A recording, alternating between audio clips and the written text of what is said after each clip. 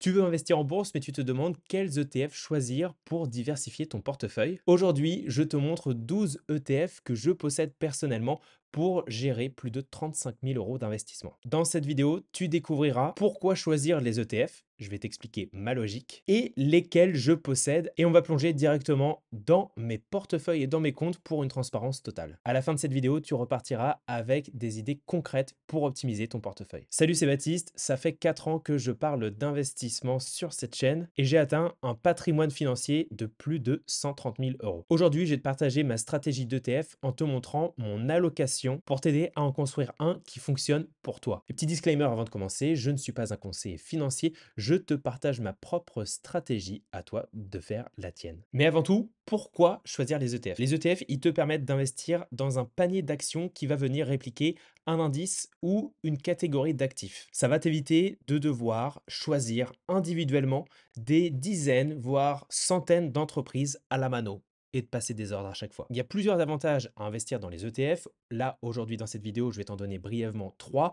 Le premier, c'est celui de la diversification. Tu vas pouvoir choisir des ETF qui vont te permettre une diversification géographique, donc entre pays ou zones mondiales, également sectorielle et puis également par taille d'entreprise. Le deuxième avantage, ça va être les frais comparativement à des fonds actifs. Et le troisième avantage, c'est que les ETF sont accessibles. Tu vas pouvoir investir via des petits montants tous les mois, toutes les semaines, toutes les 2 semaines, comme tu veux, mais tu peux mettre des petits montants. Ça, c'est vachement utile pour les petits épargnants que nous sommes. Maintenant, voyons comment je les utilise dans mon portefeuille sur mon PEA et sur mon compte titre ordinaire.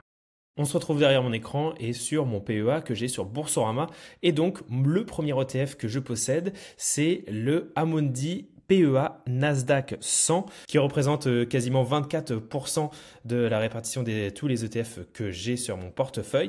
Et cet ETF, il se focus sur les géants de la tech américaine avec des frais de gestion à 0,30%. Ensuite, on a le BNP S&P 500 et donc là, c'est un ETF qui va venir traquer les 500 plus grandes entreprises américaines par capitalisation avec des frais de gestion qui sont encore plus bas, qui sont très bas à 0,12%. Cet ETF là, de manière globale, sur mon portefeuille, il représente 22,9%. Ensuite, on continue et on a le Amundi MSCI World à la distribution. Celui-ci, il a changé il n'y a pas très longtemps. Avant, j'avais un Lixor si je ne me trompe pas. Et donc là, il représente cet ETF 22,9% également de ma répartition avec une exposition mondiale. Alors mondiale, mais majoritairement dominée à plus de 70% par les États-Unis. Mais quand bien même, j'ai quand même une exposition mondiale dans plus de 23 pays développés et plus de 1600 entreprises. En termes de frais, on est un petit peu plus élevé. Là, on est à 0,38%. Ensuite, le quatrième ETF que je possède, c'est un autre ETF Amundi PEA S&P 500, toujours la même base que celui du BNP Paribas. Alors pourquoi j'ai celui-là? C'est tout simplement parce que j'ai acheté celui-ci en premier. Si je voulais, je pourrais vendre mes positions et tout mettre sur le BNP Paribas. Mais bon, ça va me coûter des frais, donc je ne le fais pas. Ensuite, nous avons le Amundi Russell 2000. Et donc là, ça représente à peu près 4,5% de mon portefeuille ETF. Et cet ETF-là, il vise à s'exposer aux petites entreprises américaines pour capter leur potentiel de croissance. En termes de frais, c'est pareil, là on est plutôt sur la pente haute de ce que moi j'ai avec des frais de 0,35%, mais comparé à des fonds actifs, c'est peanuts. Et ensuite, nous avons le Amundi ES50, si hop, je descends comme ça. Et donc là, c'est des valeurs européennes qu'on va retrouver puisque cet ETF permet de regrouper 50 valeurs phares parmi 12 pays de la zone euro. En termes de frais, on est vraiment très très faible à 0,09% de frais de gestion à l'année. Et puis ensuite, l'ETF que je possède également, c'est le Amundi PEA MSCI Emerging Market. Là, ça représente 4,85% de mon portefeuille ETF. Et cet ETF, il vise à offrir une diversification sur les marchés émergents qui est majoritairement dominé par la Chine à 31%, le reste de l'Asie, l'Amérique latine et un petit peu de Moyen-Orient. En termes de frais, on est plutôt convenable à 0,30%. Et enfin, le dernier, last but least, en termes de performance en tout cas quasiment, eh bien c'est le Amundi ETF CAC 40. Donc là, c'est un ETF français qui va me permettre d'avoir une exposition sur les grandes entreprises françaises et ça représente 1,19% de mon portefeuille ETF et en termes de frais, on est sur des frais plutôt raisonnables à 0,25%. Avant de passer aux ETF de mon compte titre ordinaire, si tu veux une vision claire et globale de ton patrimoine, je te recommande de passer à Finari Plus. Avec Finari Plus, tu peux suivre ton budget, tes frais et ton patrimoine global. Tu peux également analyser ton score de diversification et suivre tes dividendes. Tu peux aussi investir en crypto avec des frais réduits. Alors si ça t'intéresse, tu peux profiter d'un mois premium pour tester les fonctionnalités comme la synchronisation illimitée ou encore les analyses avancées. En bonus, chaque parrainage va m'offrir à moi un mois de bonus premium supplémentaire. N'hésite pas à tester et à me dire ce que tu en penses. Le lien, il est en description. Ok, maintenant on passe sur mon compte titre ordinaire que j'ai chez DeGiro pour regarder les 4 ETF que je possède. Le premier ETF que j'ai, c'est le Lixor CAC 40 Daily, c'est le pire et c'est un outil de couverture pour profiter des baisses potentielles du CAC 40 qu'il faut utiliser normalement de manière ponctuelle. Moi j'en ai un. C'est juste du au cas où. J'ai dû investir 150 euros là-dedans, donc c'est pas grand-chose. Les frais sont assez élevés, 0,60%. Mais véritablement, c'est pas du tout utile, surtout si tu es débutant. Le deuxième que je possède, eh bien, c'est le Invesco Physical Gold. Et là, ça va mieux. Et ça représente environ 7,6% de mon portefeuille ETF. Et ça me permet de me sécuriser et d'être diversifié en or physique pour protéger mon portefeuille quand il y a des crises.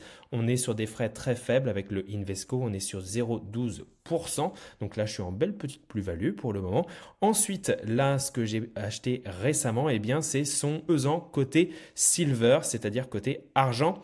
Et donc là, j'ai voulu ajouter une exposition à l'argent pour encore diversifier plus et augmenter ma couverture dans les métaux précieux, sachant que l'argent peut être plus volatile, mais qui peut potentiellement aussi offrir des opportunités intéressantes dans des cycles économiques spécifiques. En termes de frais, on est sur du 0,49%. Et enfin, le petit dernier, eh bien, ce n'est autre que le Wisdom Tree Japan Equity. Et donc là, ça représente environ 1,11% de mon portefeuille ETF et donc me permet d'être exposé au marché chinois avec une couverture contre le risque de change puisqu'il est USD hedged et en termes de frais on est sur du 0,48%.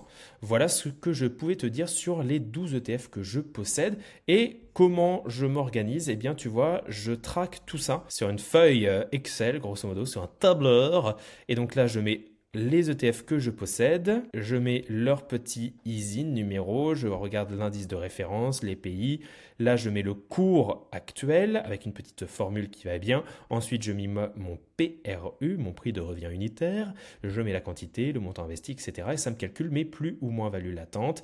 Et également, ce qui est important, c'est le pourcentage que j'ai actuellement de cet ETF dans mon portefeuille ETF comparativement à mon objectif cible de répartition. Donc par exemple, j'ai actuellement 22,44% de mon exposition aux ETF qui est dans le MSCI World. Je voudrais que ce soit 25%. L'écart, c'est 3%. Donc c'est-à-dire qu'il faut que je réinvestisse un petit peu dans le MSCI World.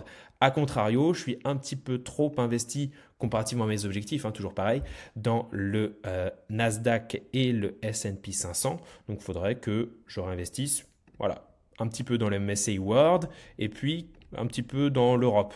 Mais moi, j'ai un petit biais, c'est que l'Europe, je sais pas, j'y crois pas. Et voilà, c'était les 12 ETF que je possède dans mes deux portefeuilles pour gérer plus de 35 000 euros d'investissement. Tu l'as vu, chaque ETF joue un rôle unique dans ma stratégie et j'espère que t'avoir montré ça te permettra à ton tour de construire ton portefeuille et ta stratégie en fonction de tes propres objectifs. Je te demanderai d'ailleurs de ne pas copier ça bêtement puisque ça correspond à mes objectifs et pas forcément aux tiens. C'est pas du tout des conseils en investissement financier. Et par ailleurs, si tu souhaites avoir accès à mon fichier de suivi ou à une liste d'ETF que j'ai concocté, eh bien, n'hésite pas à me dire tout ça en commentaire et dis-moi également quels ETF toi tu préfères en termes d'exposition géographique dans certains secteurs, etc. Dis-moi tout ça en commentaire. Et si tu es intéressé pour investir dans les ETF, il y a fort à parier que tu vas apprécier cette vidéo où je te montre, selon moi, quel est le meilleur ETF S&P 500.